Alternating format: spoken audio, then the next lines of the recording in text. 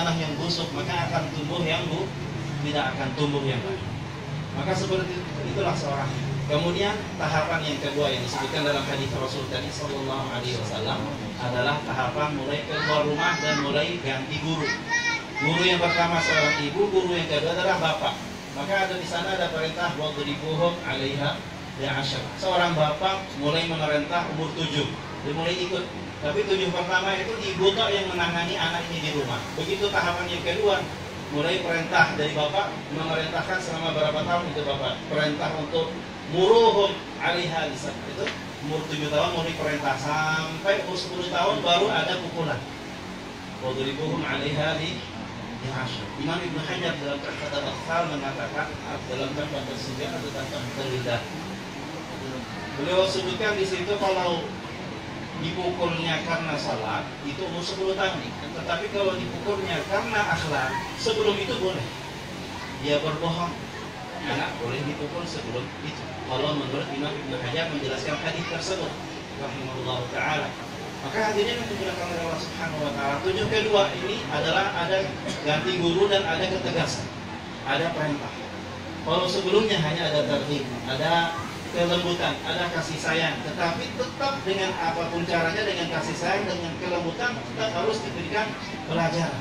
Tapi begitu umur 7 tahun masuk kepada tahapan yang kedua, mulai ada perintah, ada amr, muruhum 'alaihi, mulai ada perintah. Setelah itu umur 10 tahun mulai ada pukulan.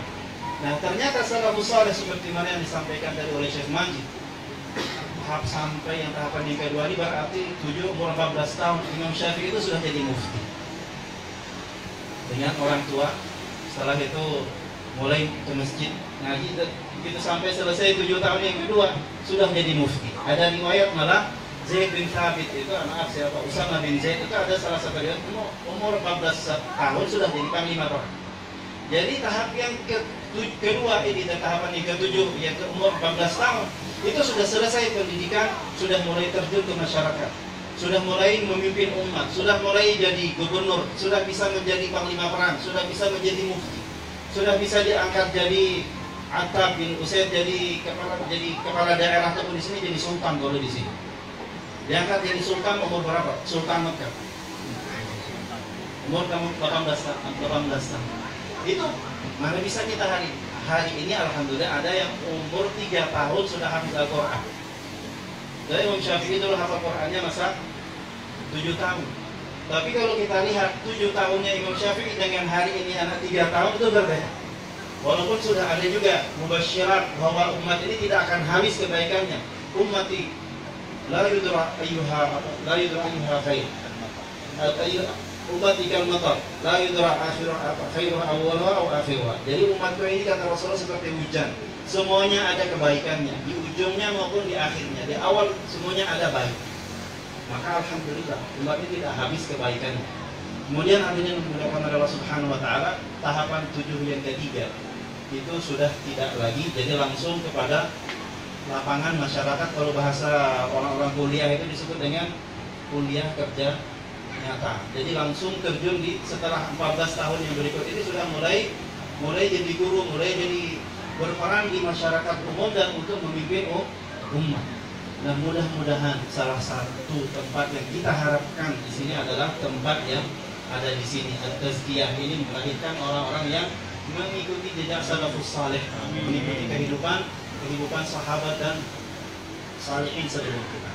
Terakhir hadirin dimuliakan oleh Allah Subhanahu wa taala, saya mungkin juga jadi berpesan di sini dalam majelis ini,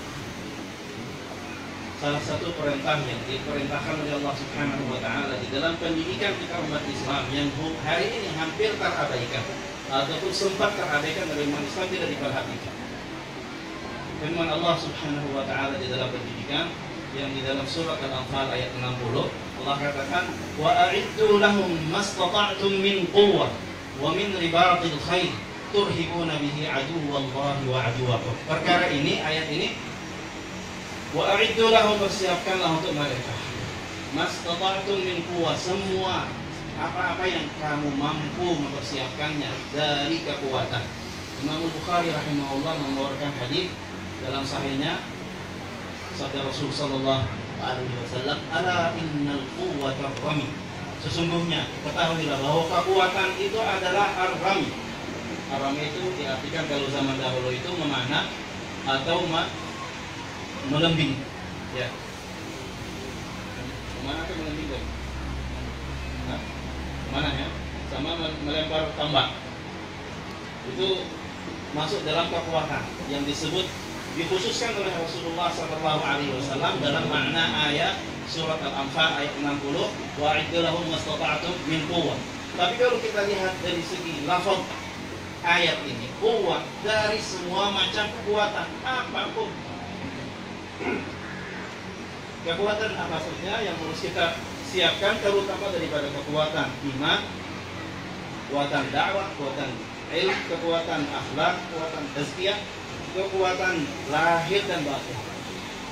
Terus lanjutannya yang disebutkan oleh Allah Subhanahu wa taala di ayat tersebut juga, lanjutannya adalah wa min ribatil khair, dan dari mengikat kuda atau memelihara kuda. Nah, perkara tersebut umat Islam, maaf di seluruh pendidikan dunia Islam hari ini tidak ada perhatian kepada perkara ini, kecuali sedikit. Baru hari ini mulai bermunculan, ada beberapa tempat yang saya dengar sudah mulai ada perhatian kepada ribatul khair ini.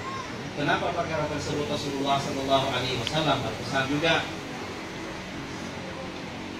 irtabitul khair, dalam Sahih Bukhari, hadis sahih, fa innal khaira ma'budun fi nawasiha ila yaumil qiyamah.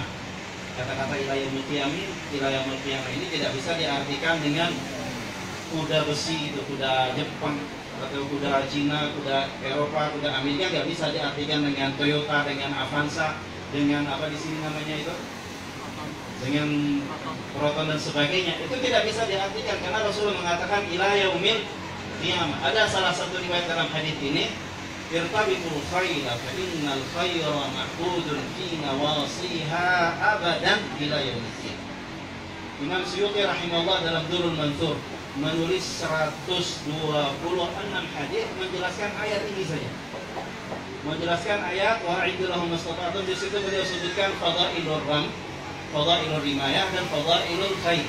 Dan maka mudah-mudahan di sini juga walaupun dikatakan kota besar, orang-orang di kota kayak seperti ini katanya begitu ada orang yang memelihara kuda. Saya dengar ada beberapa tempat katanya sudah punya kuda, setelah itu warga setempat tidak setuju karena kotorannya, karena ribetnya dan sebagainya. Padahal kalau saya tahu, yang saya tahu adalah di Inggris sana, di istana apa namanya, kerajaan, itu ada mobil khusus. Begitu keluar ini mobil rombongan berkuda dengan pengawal kerajaan, itu ada mobil yang menyapu, didesain secara khusus jalanan yang membersihkan kotoran yang keluar daripada kuda yang barusan lewat di tempat tersebut. Mudah-mudahan Allah Subhanahu wa taala terima majelis kita ini. Walaupun mungkin kalau ada kekurangan, itu kekurangannya dari saya sendiri yang ada datang terakhir ini. Mudah-mudahan kekurangannya juga diampuni oleh Allah Subhanahu wa taala daripada semuanya. Dan malam ini malam Jumat, mudah-mudahan apa yang kita harapkan, yang kita niatkan, baik yang telah tersampaikan ataupun yang tidak, mungkin yang diniatkan oleh para kiai, para masyayikh, para habaib yang datang di sini, dan para mas'ulin, para qaimin di sini, ada niat apa saja Allah terima semua. Dan yang diharapkan oleh semua kaum muslimin di seluruh dunia juga diterima oleh Allah Subhanahu wa taala.